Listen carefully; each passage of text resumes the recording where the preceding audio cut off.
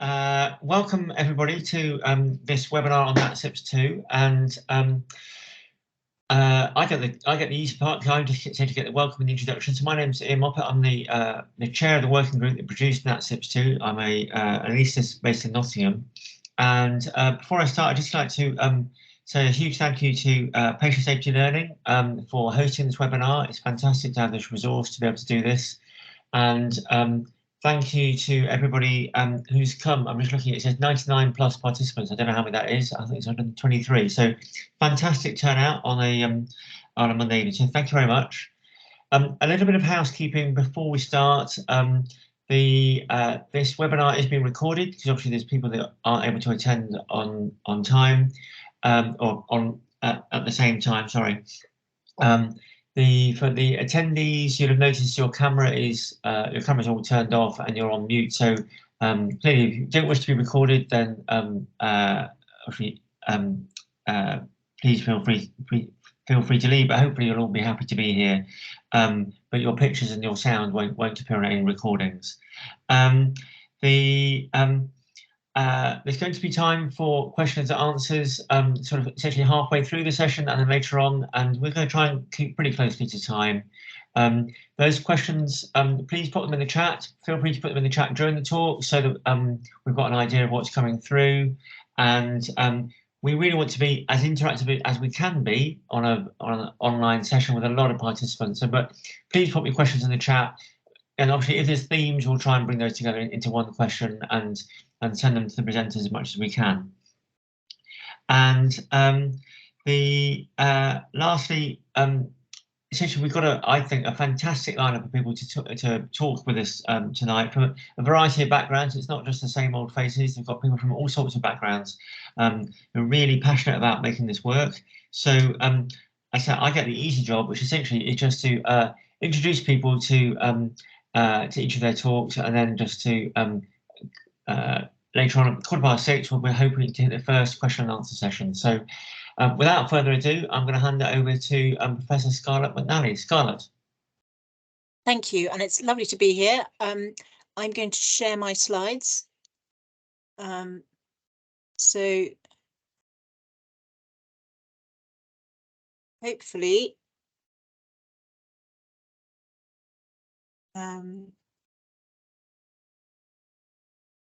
can you see my slides? And are they advancing? Yes, perfect. Perfect, thank you. So I'm Scarlett McNally. I'm Deputy Director of the Centre for Perioperative Care. I've got no conflicts of interest. I have some other things you'll see me pop up on a voluntary basis. And just to say, for 10 years, I was on the Council of the Royal College of Surgeons of England. So some of my perspective is from surgery and from the governance around surgery. So perioperative care is from the moment surgery is contemplated until full recovery. And you can think of all the steps that go ahead that a patient goes through, including perhaps the decision not to undertake surgery. The Centre for Perioperative Care is a partnership between 10 august bodies. It's been going for 4 years now. We also have patient and lay involvement and health charities, an advisory group of 30 other organisations that help us. And it's about trying to get perioperative care better. And part of the problem is there are silos. So we think of all these as steps, but actually they're very disconnected steps, and we need people to work together. So I'm particularly keen to talk about NatSIPs and the work that we've done that I'm really proud of to try and almost smooth out the gaps between the departments. And it's about better team working as well as better patient safety. So this was the National Safety Standards for Invasive Procedures in 2015 from NHS England, and the 3 other devolved nations had similar NatSIPs. And it's really about being, so NatSIPs 2 is about being better for patient safety. It's got more in about understanding human factors, how we actually behave and think, rather than how we think we behave and think.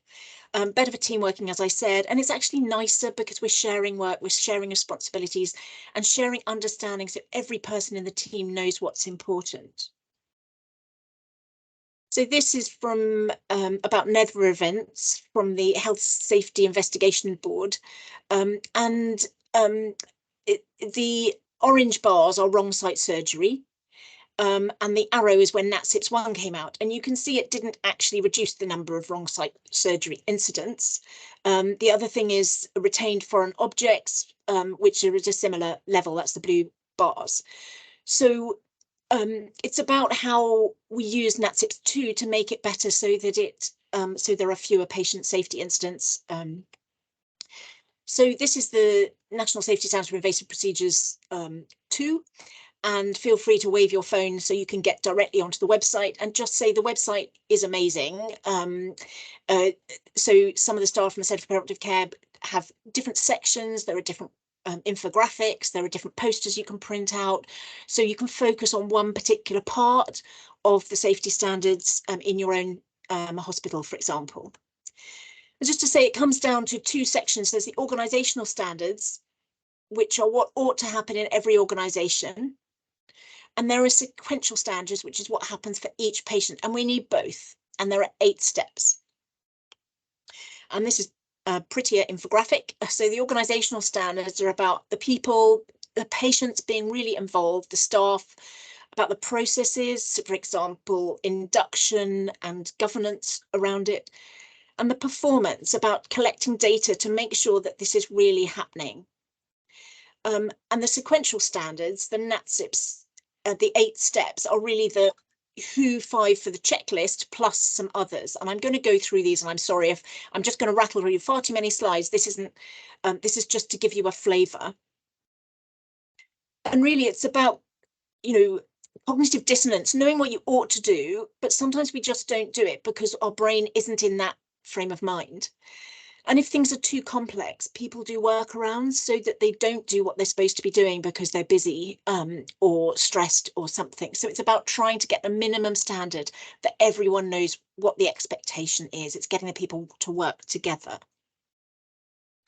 And it's about standardizing, educating and harmonizing. So even if one, say, surgeon has been doing the same operation the same way for 10 years and they always do this sort of thing, that's fine. But we need to have the same checklist throughout and the same questions asked, so that if a nurse or practitioner is from a different theatre, they feel confident and comfortable in that space. We've introduced proportionate count because the big operations, you need to do all the 8 steps in exactly the way that's prescribed. But we want this to include other procedures, such as in interventional radiology or on the ward or in the outpatient clinic. If there's an interventional procedure going on, there needs to be a proportionate count and a check for that patient so that the correct thing is done. And it's a bit like PRET stop block for any anaesthetist. Before you put a regional block in, you stop. So there are stop points where you just check that everything is being done correctly. So I've mentioned the organisational standards, and that does need time put aside to help. So that this is just what the organisation does, and it helps for patient safety and setting the scene, and the checklists and induction for new staff, and also a process for, I'm going to call it dealing with Moppets. That's not in the NatSIPs 2, but just dealing with people that are not engaging. And I've got some stuff about that because this is proven to work and to help. And it's about behaviours, including being kind to people who are struggling a bit, good communication, and getting the team involved and involved in the data collection, involved in audits. And then we've got a little section in there about what to do if your organisation isn't engaging, and how to report it, because this is part of patient safety. So the sequential steps are 8 steps. So we've got the WHO 5 steps and some others, and I'm just going to go through them in brief.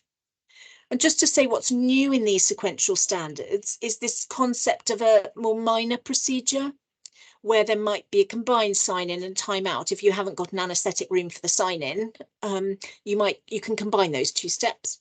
And a proportionate count, so that you aren't having to check everything if the hole is too small to lose things in. And I think we covered everything for that. So the proportionate count, as I've mentioned, the principal risk is retention of guide wires, particularly in interventional radiology type procedures. So the first of the 8 steps is site marking, and it's quite clear of who ought to do it, when it ought to be done, and how, and it ought to be an arrow, possibly with a circle. So these are clear, and it ought to happen in every specialty. We've got clarity about digits, and we've had help from the British Society for Surgery of the Hand and the British Orthopaedic Foot Surgery Society. So the digits are named, or in the foot they're named, or numbers. You can call it the index toe or the second toe, for example. Consent should be written in full. The area should be marked with a marker pen so that it's visible. The British Association of Dermatology recommend photography for skin lesions, just to be quite clear about which skin lesions, because there are a number of problems with that. And then in each of these sections, there's a performance standard. So if you feel that there's a problem in your organisation, you can go back and audit particular steps and identify the problem and meet with people and share the findings so that things change. So that's throughout NatSIPs in each of these sections. So my favourite bit, the team brief, because this is where we get the team to actually gel as a team, even if there are people there that are locums or agency or you haven't worked with before. And it's about welcoming everyone in the team and making everyone feel safe and know what's going on. So it's the name and the role, and the surgeon capable of doing the operation must be at the team brief. So it's general things about the list, going through each patient, and then everything about breaks, about kit, about implants, antibiotics, which makes things much more efficient as you go along. So, for example, I was operating this morning and I said how long each case was going to take, so they knew they could send people for breaks for that bit. But it's kind of, I need an implant for that bit, so please don't go away for that bit. So that people are clear and they understand, and they're not challenging you about how long things will take and it makes you feel bad because you're feeling slow. It's everything's planned at the beginning, and everybody there's no such thing as a stupid question, and people feel that they're part of the team, and then they've broken the seal, they can talk to you during the case if they think something's a problem. And similarly, there are things you can audit against if you think there's a problem with your team brief procedure. Sign in, again, ask the patient, get the patient involved, get them to say their name and date of birth, not tell them it. And we've got a particular section for patients because it's a bit like going through an airport. We want the patients to be part of a conversation, that they can speak up, and that they're not making jokes. So it's like, no, this is our safety checks. We're behaving with respect, and so the patients are on board with that. And then there's the timeout. That's the final check using the checklist before the procedure occurs. There's a particular new section now on implants, and there's implants, there's a whole chapter on it, but it's kind of knowing in advance what implants will be needed, and sometimes it can't be decided until during the operation. But then at the time they're opened, we do need a check, and when they're implanted. And so there are kind of different sorts of implant. Again, this is in the booklet. So some you know exactly what you're going to do, and you want it there ready to know it's ready. And then when it goes in, you want to check that it's the correct, I'm not allowed to say right, sorry, the correct type of implant, the correct laterality, the size, the expiry date, sterility. So that needs to be checked. But if you've got then second or third implants, you don't need to check all of that. You just need to check it's compatible, because the biggest problem then is if it's not compatible, if it's something that isn't supposed to work with the first thing you put in. But there are some you decide as you're operating, so that you can ask, and actually sometimes the runner who's going to get it, it's advisable to write it down and then come back with it. And then when they come back with it, there is another stop moment where you confirm that it is the correct implant. And then there's a step of reconciliation of items, count anything that enters the field, proportionate count if it's in a minor area, and some things you deliberately retain, such as packs, but that has to be written down and have the process. Just a note about green swabs, being very careful that they don't become blood-stained and as part of the field. They are separate from the operative field. And the first count is before closure of the cavity, and the final count when skin is closed. And as a surgeon, actually, I didn't know this. It was just when I finished operating and was relaxing and wanted to have a chat, and the nurse actually, or the practitioner, doesn't want to have a chat. They want to be doing the count. So that's when there's a pause for gauze. There needs to be a proper count and concentration from the scrub practitioner. And then sign out to confirm the operation that's been performed, any specimens, and that needs to happen before people start leaving the theatre. And then handout and debrief is the next step. And actually they should be two separate, but because it's hand over the individual patient and then debrief of the whole list. But you might, for example, want to mention something that can be put in the future debrief in case you forget it. About a particular patient, for example, and celebrate success and share good practice. And again, there are organisational measures so that new staff know that this is what's expected. So the summary is, these are the NatSIPs 8, the ones on the left are the ones you're familiar with, the WHO checklist, the 5 things, and the ones on the right are the new things, the consent, the implant, reconciliation of objects. Just to mention NatSIPs, and the thing from CPOC's point of view, Centre for Perioperative Care, we're trying to get everybody up to that minimum standard where they do things and people feel confident of what they're doing. And it's not about creating multiple NatSIPs in organisations that are really haven't got them so far. It's not about making the better places better, if you see what I mean. So we're focusing on the NatSIPs. People who have NatSIPs, that's great, but do include the organisational standards as well. So it's really, we need people to implement this. So it's the organisational standards come down to education and time allowed for audit, for people to have meetings together. The sequential standards, we need people to buy in, not to make jokes, not to dismiss it, and to go through the steps. And now it's kind of bit from me. Why is team working so bad? And this is from the Royal College of Surgeons of England that have an invited review mechanism. And this was the first 100 reviews they went into of departments that were failing or individuals that were having difficulties that they were invited to go in. So that's a lot of, as a proportion of people, organisations doing operations, that's quite a lot. And they found that 3/4 of them were not meeting regularly as a team or didn't have agreed working practices. And that had an effect on patient safety and on team working. So in my view, NatSIPs is fantastic as a way of bringing it together.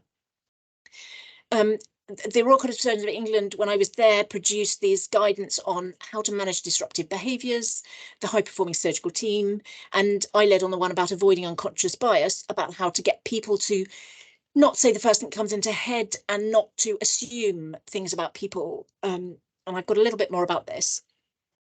And just to say, when I was a registrar in the 1990s, surgeons were very heroic individuals because you had to operate if there was operation to be done.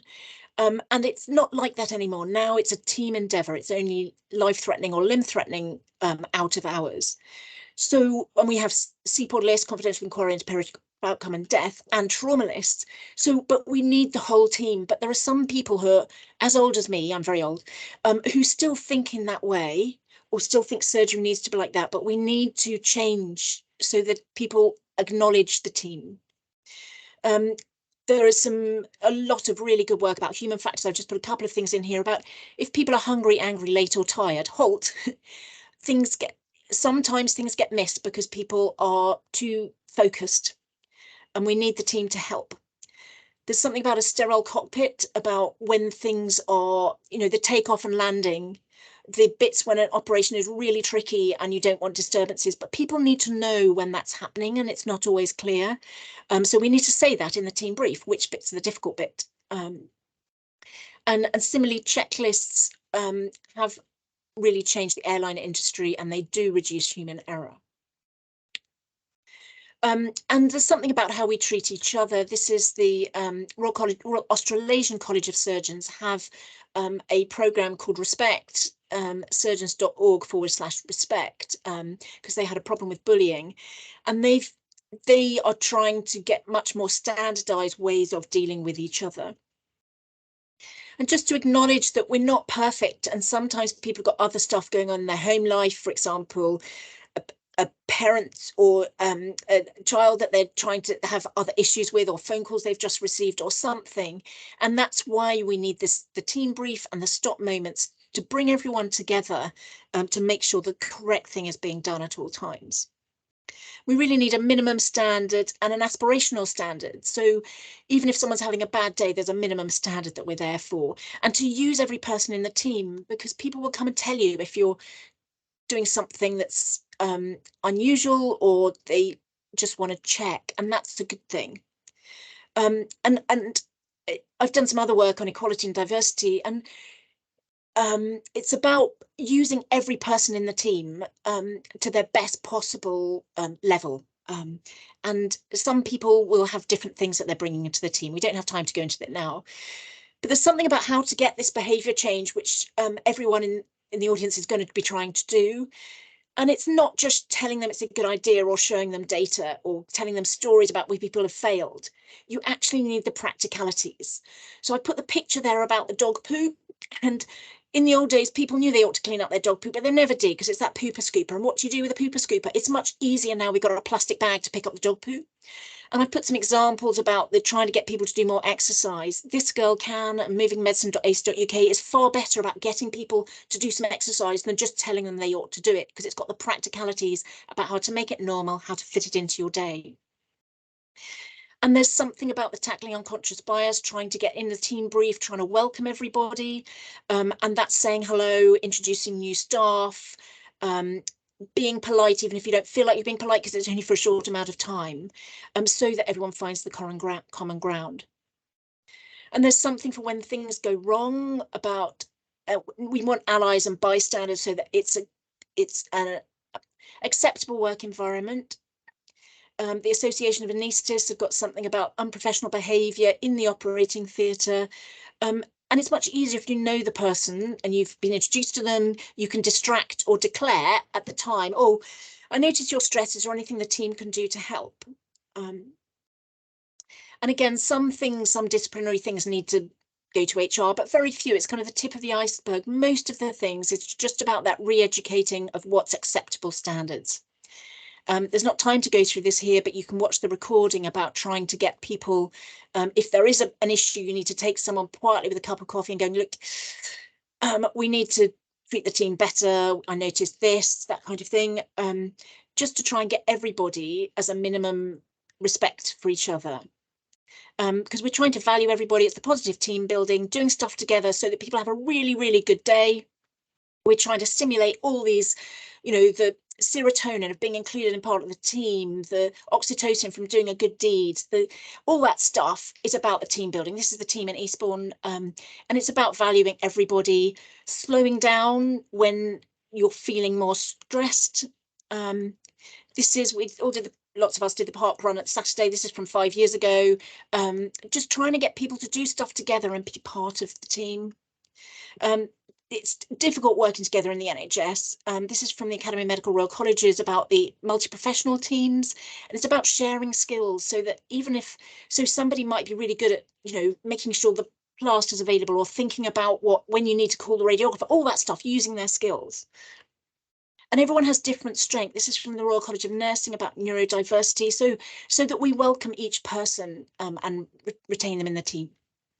And my top tip is using the Central Perioperative Care guidance. We've got diabetes, frailty, anemia, preoperative assessment, optimization, day surgery delivery pack with the Getting It Right First Time and British Association of Day Surgery.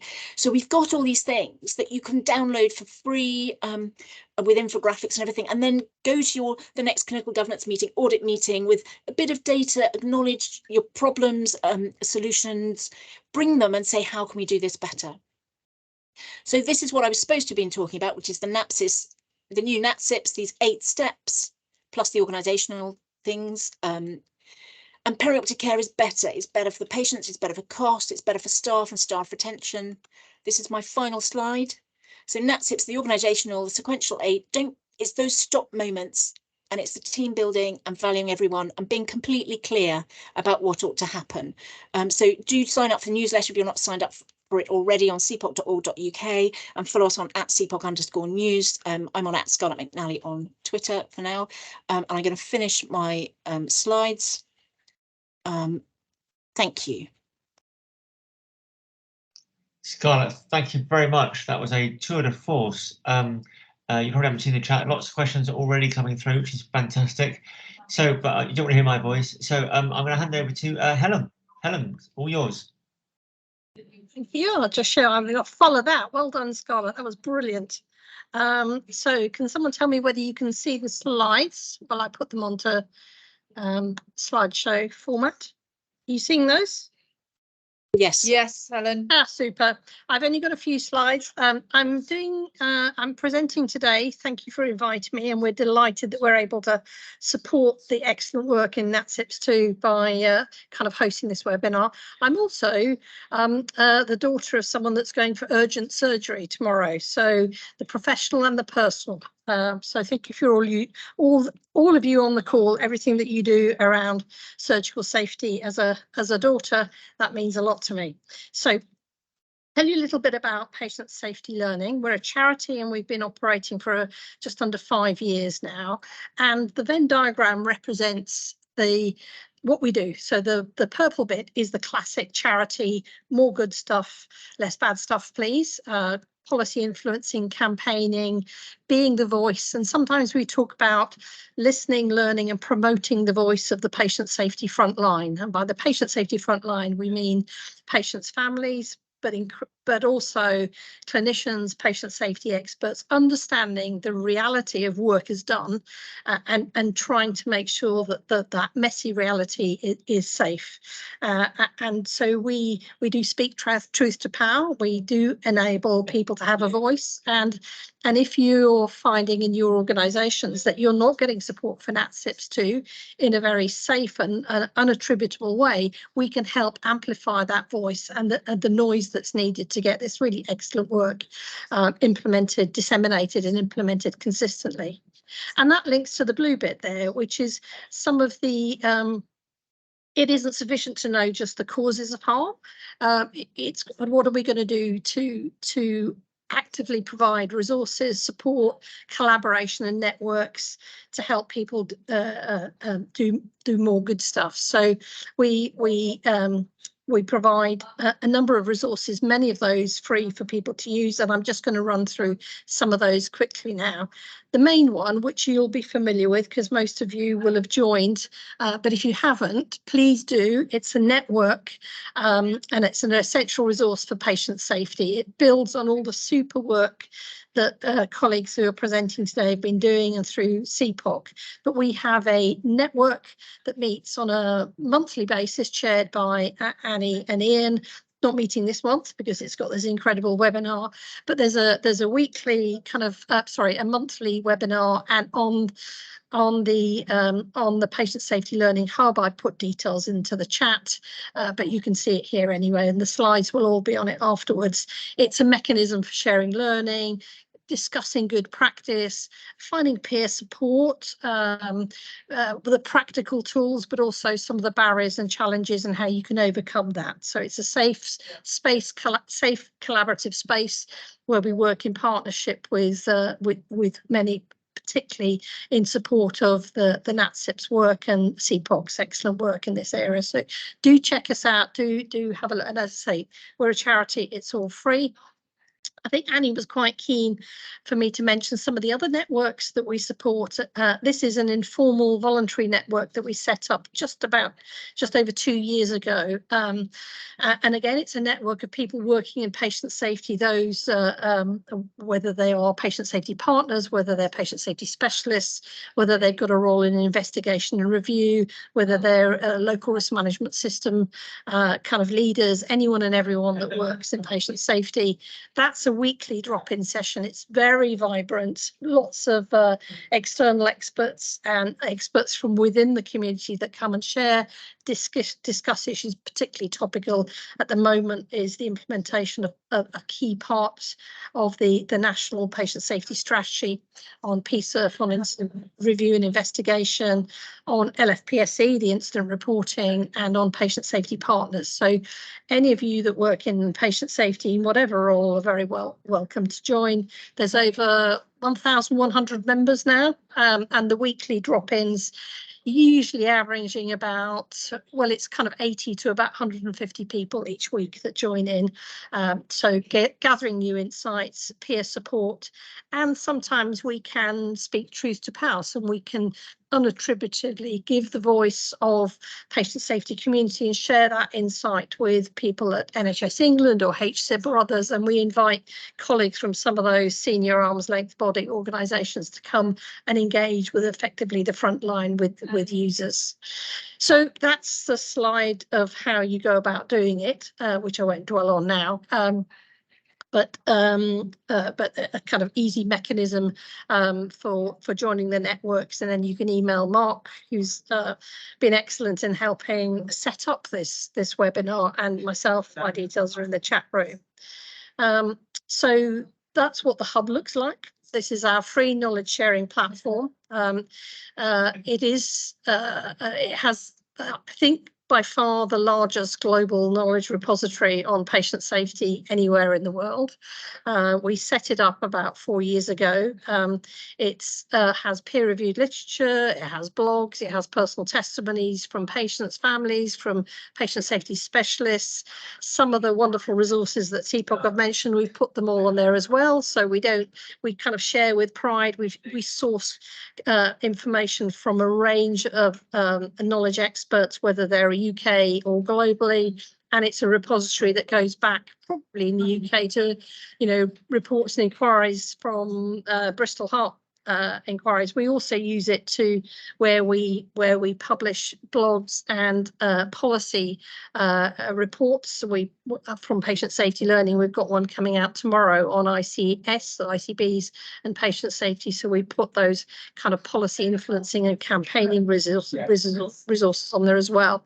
So it's not just about risk and unavoidable harm, though that's clearly a big focus, because that's what drives the improvement that we're all looking to have implemented consistently. But it's also about promoting good practice, both in terms of policy guidance, but also case studies and examples of that. So as NatSIPs 2 is being implemented, the more that we can work with Annie, Iain and the broader team to capture examples of how people have overcome barriers, what improvements they've made, we'll put more content on there. So do come along. As I say, it's free. You don't have to register, you can come along, but if you do register, you get the opportunity of having a monthly summary newsletter of what's happening in the patient safety world. And the last slide is essentially join us. The platform is a mechanism for sharing knowledge about communities of interest. It is, we believe, important that we combine both in the UK and globally as part of a patient safety movement as a network. Some stats there, these are a couple of months out of date, but we've had 1.4 million page views on the hub, 97% of trust are involved. There are 14,500 people that have visited the hub over 100 times. Sorry, I've got some noisy colleagues in the background. And you can see that we promote quite a lot of what we do through social media, Twitter, Facebook, LinkedIn particularly, and even Threads as of this weekend. So join members from 225 countries, a whole group of people using the hub from organisational leaders, frontline health and care workers, system suppliers, academics, policymakers, patient safety campaigners, and everyone to share knowledge on what more needs to be done and what good looks like. So I think that's my last slide, Iain. So do join us all there, and we'll continue to support the excellent work that's happening on NatSIPs as you empower, inform and inspire people to make continuous improvements for surgical safety. Helen, thank you ever so much. What a fantastic resource that is. I can just encourage everybody to sort of to get in, dip in, get really involved, whatever's going to work for you. But it's a fantastic resource. And as Helen said, it's not just about NatSIPs. They cover a whole variety of things in a very proactive way. So, but now what we've got next, we've got Annie, photo review of why NatSIPs matters and what is new in NatSIPs too. So Annie, over to you.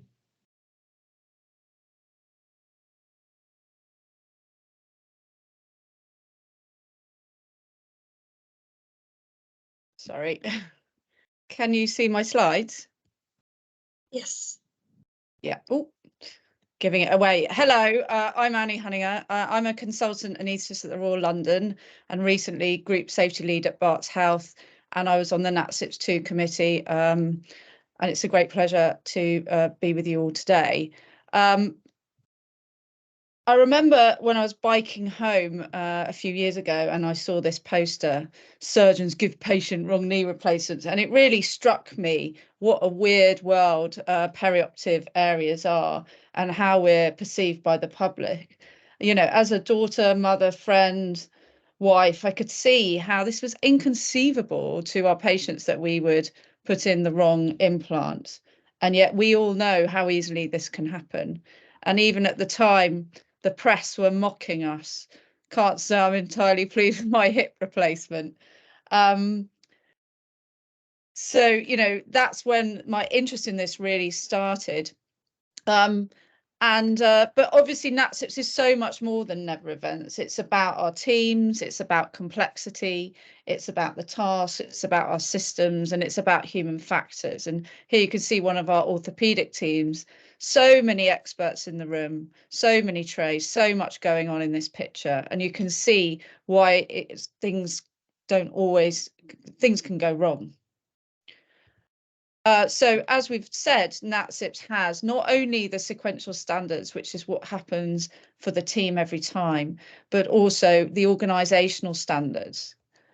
And if you look at, so scheduling is one of the organisational standards. If you look at this list, you know, the hospital number is clearly incorrect.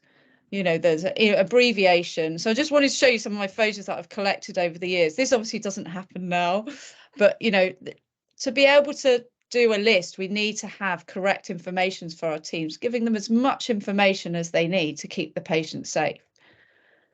You know, this one's actually quite recent, you can see, but there's no date of birth. I don't know where the infix is. There's no laterality. Who's DJ? I mean, we'd all love to have a DJ in theatre, but unfortunately that's not appropriate. So we don't know what's going on with this list. And you can see this consent. I mean, it's clearly a red flag that the laterality is confused, and I would like to see laterality written in full, and I would insist that this consent was redone at sign-in, but we shouldn't be, any of us, letting this get through our net. And they go on. I have so many examples of changed laterality of consent form. This is a very old one, but people always take a sharp intake of breath because it again reminds us of the culture we're dealing with, that at some point a surgeon thought it was okay to write enjoy under their arrow. And we can, you know, and this is reality of some of the personalities and behaviours we're dealing with. X marks the spot. Well, no, the NatSIPs, we like to have an arrow. with an indelible marker, and I think this is done with a biro. And we agreed as a committee that a cross can be confusing because it can mean not this side and so on. So the arrow is the standard way. There are caveats which you can find within the document. This one always makes people laugh because although the arrow indicates the laterality, I think they were indicating that it's a hip operation, and the arrow should be within the surgical field after draping, and if this was a hip operation, it clearly wouldn't be. I'm not sure exactly what this is, but I think it's an R taking off from the side of someone's abdomen. And you can see this system that they use in our radiology department for stents, for example, to indicate laterality. The astute amongst you will notice that the band is on the left arm. So humans are involved, we are all fallible, and that is why the NatSIPs are here to help us check and keep safe. And this is again an old photo, but you know, if we're writing our swab count on the same board as the teeth we're going to extract, we're setting ourselves up to fail. So it's being able to recognise the risks and be very proactive about creating systems that make us safer. Now this one also usually get a sharp intake of breath, but actually the reason I've left this to the end is actually this one indicates to me that a new surgeon started at the trust and has been told, can you go and consent the patients? And they haven't had an induction. And it's clearly inappropriate that they've been asked to do the consent. And that is an absolute red flag about who's doing the consent. And this is an organisational failing. I've got some checklist examples later, but there's obviously a tension in the checklist design to make it proportional and professional and applicable to an invasive area, but then the standardization and harmonization across our invasive areas. And so that tension needs to be sought out locally.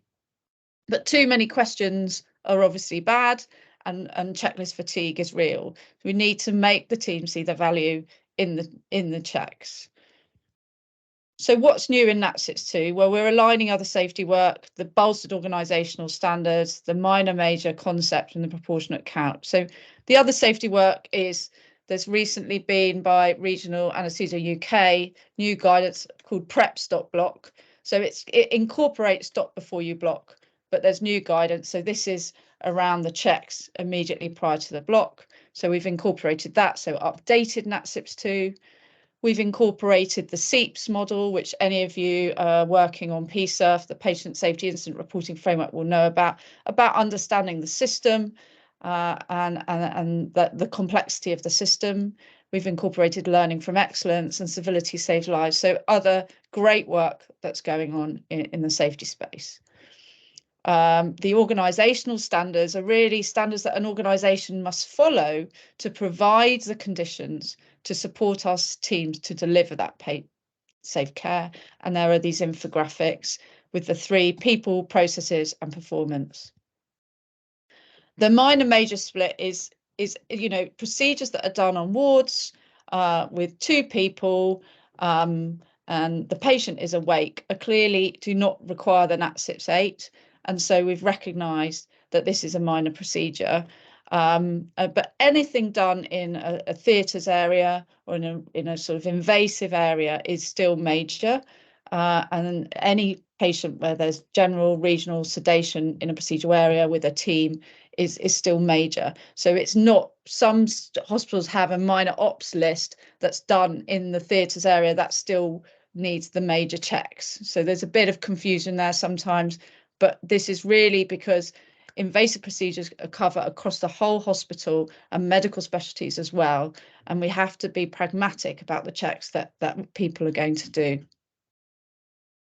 The proportionate count needs a bit of time, just that where procedures are performed outside of theatres via needle punches without insertion of swabs. So this is in interventional radiology, for example, a proportionate count to confirm the presence of intact equipment and the removal of the wire, which is the main thing that is lost, is sufficient.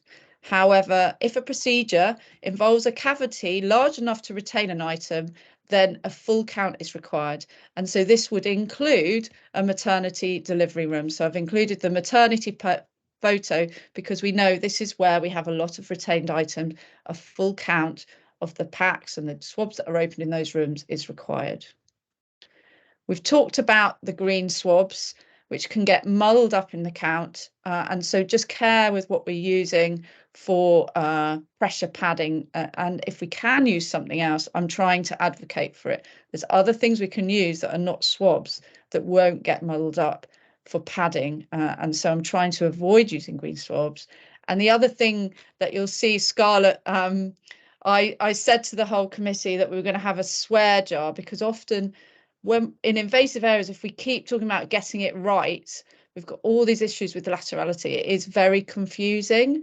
And so we're trying to use the word correct because it is confusing, and it just shows how complex the English language is. But just be aware these things.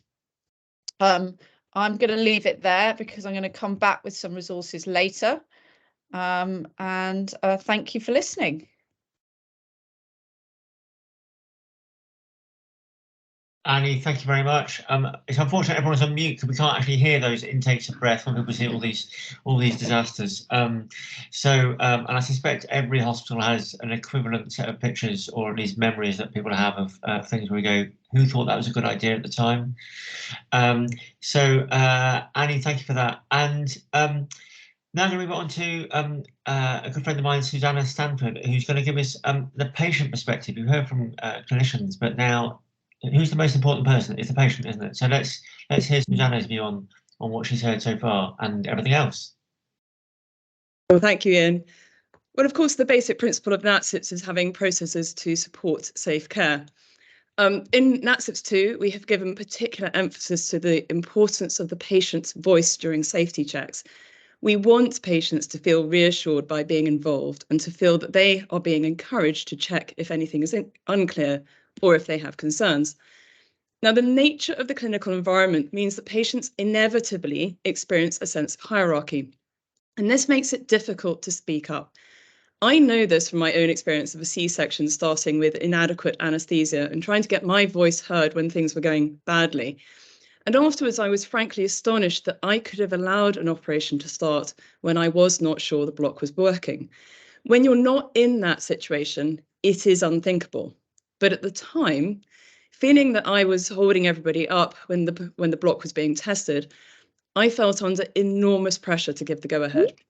There was a room full of waiting. I was aware of the expectation that the block should be working. I was lying on my back, looking up into the face of someone who was convinced the block would be working. He was the expert, the person with authority. That's a really difficult situation in which to go against authority. And of course, I later regretted not doing so. But my point is that from the patient perspective, you're not yourself. When you put on an operating gown, you become a patient. You have to entrust your well-being to the professionals looking after you. The operating theatre represents an extraordinary situation which is outside of patients' normal experience. It is the only environment in which any of us would passively allow masked strangers to come at us with knives. From a clinical perspective, we acknowledge the hierarchy gradient in the operating theatre, but the thing is that the patient feels it too. And while clinicians' confidence and professionalism are reassuring to patients, it's crucial to remain aware that they may also inhibit patients from raising concerns. Patients are not equal in terms of skill and knowledge, and physically they are in a deeply subservient position. So medics need to appreciate the extent to which their position, both metaphorically and physically, will influence the patient. Moreover, the patient isn't trained to be a good patient. In fact, they often think they're being good when they keep quiet. So to be assertive does not come naturally, and even patients who are clinicians will comment on this. In NatSIPs 2, we're emphasising that healthcare staff must encourage patients to ask questions by inquiring whether they have any concerns in a manner that conveys a sincere desire to hear from them.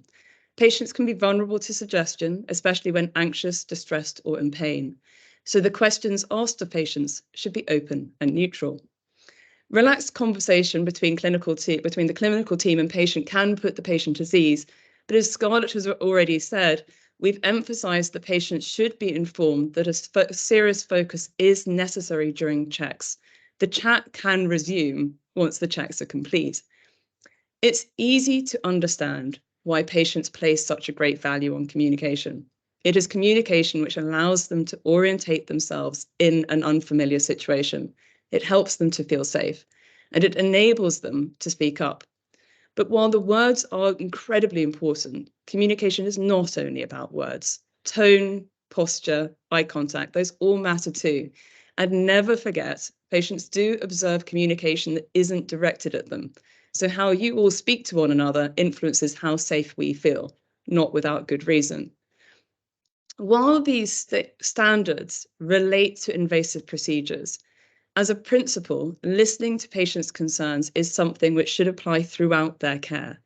Patients are uniquely qualified to identify issues because they are present and involved throughout the whole care pathway. Sadly, a failure to listen to the voices of patients is a recurrent theme in investigations into avoidable harm. Having given a patient perspective, I want to finish by saying that it's important to understand NatSIPs are about more than the safe care of patients, because they are a means to keep healthcare staff safe too. So having the culture and processes to support safe care helps everyone. So thank you. Susanna, thank you. And thank you to everyone who's done the talk so far. They've been absolutely fantastic. I'm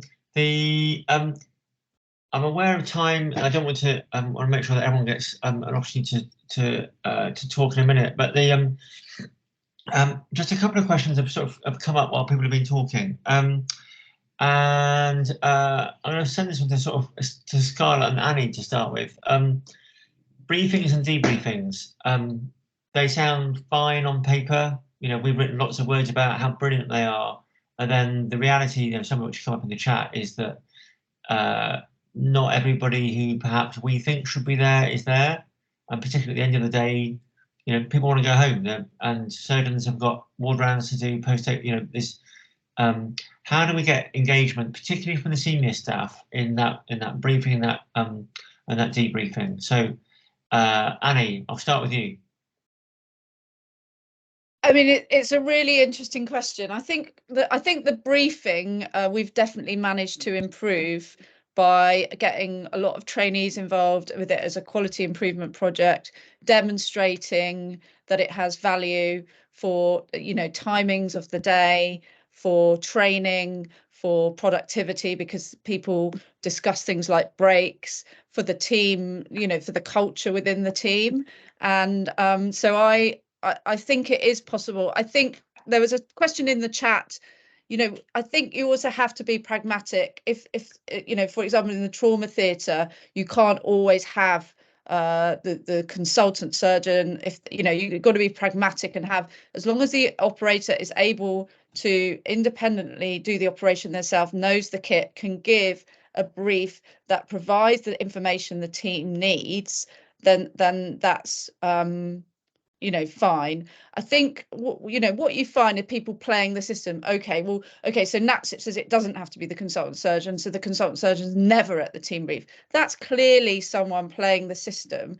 But as you know, all of you on the committee, we also didn't want to have such a hard rule that it made it impossible for specialties and teams to function in the modern NHS, where, you know, there's a lot of pressure and there may be other reasons. So we wanted to keep that flex in. In terms of the debrief, I think that is the most difficult one. And I think the most important aspect of that is that the teams see value in it. So if at the debrief you say, you know, we had a problem, you know, with this machine or with the robot or whatever it is, that then the management takes action. If it's just a tick box exercise that doesn't change anything, then people quickly lose interest, as you know. And I think the point is that the debrief then is a continuum to the next brief that you then feed back to the team. You said at the last debrief, the computer was broken, we've fixed it. And so again, it comes back to the organisational response. Scarlett, anything to add from a surgical view? Annie said it brilliantly. My only point is people sometimes, for example, the general anaesthetic cases go first and then the anaesthetist had to go, you know, somewhere else. So sometimes one collects things during the list to talk about at the debrief at the end. That's my only addition, but thanks, Annie. A couple of other questions, and I'm going to move on to the other speakers.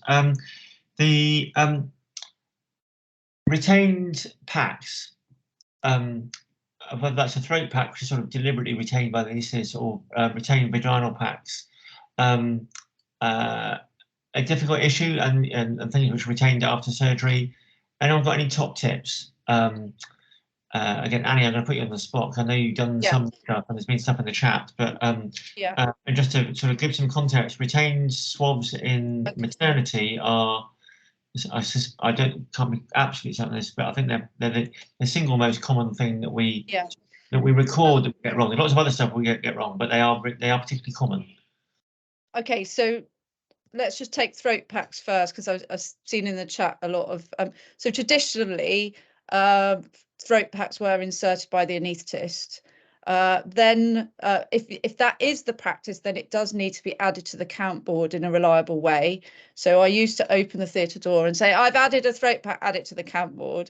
But I've actually stopped that. I now say to the surgeon, if you want a throat pack, you insert it. The reasons for that is that we had a never event where a trainee had used a throat pack to stabilise an airway, which is clearly not its purpose, and actually that caused the retained item. So I think if an airway isn't working, then change the airway. Don't use a throat pack to stabilise it. That's the first thing. And actually, I think now that people are using LMAs more, flexi LMAs more, there isn't as much evidence for the use of throat packs as there used to be, and it's a sort of dying technique, perhaps. So just going to put that out there. So that's throat pack. So I think beware the throat pack. But I think if a surgeon wants a throat pack, let them putting it in. It's crazy that we're putting it in as an anaesthetist. In terms of retained items, there's a whole section in the document on that, deliberately retained items. I'm going to show you in some of the resources, we've got a sticker which says in, out, and as we call it pink for packs or pink for retained items, and the patient is given a wristband, so they are told you've got a retained item and a leaflet. Where it gets complicated is we've had patients going, you know, in a trauma patient whose abdomen's open who goes to ITU with packs left in. That's one thing that's carefully documented, but we've had people go home deliberately with packs left in that are to be removed in the community, and the follow-up is not done well. We've had a patient with a Whitehead's pack in their nose that was left in for too long, and that eroded through the bone and caused significant harm. And so across the whole perioperative pathway, I still don't think we've got the answers. We're trying to develop a sort of alert on our digital system, which I think when you opened it up, you know, you'd see allergies and retained items in the top tab. And as we all try and go digital, I think anything on paper, you've always then got to go back. And it's difficult to see, particularly if there's multiple packs or multiple swabs or multiple things. And then we've also got into the issue of things like regional catheters that may migrate. Are they retained items? So retained items can be more than swabs and packs. And then when does a wound, so a dressing, become a pack? So that also can cause some confusion. But those are my thoughts. Annie, thank you very much. I'm going to sort of curtail the Q&A for now for time, because I wanted to sort of get on to session 2.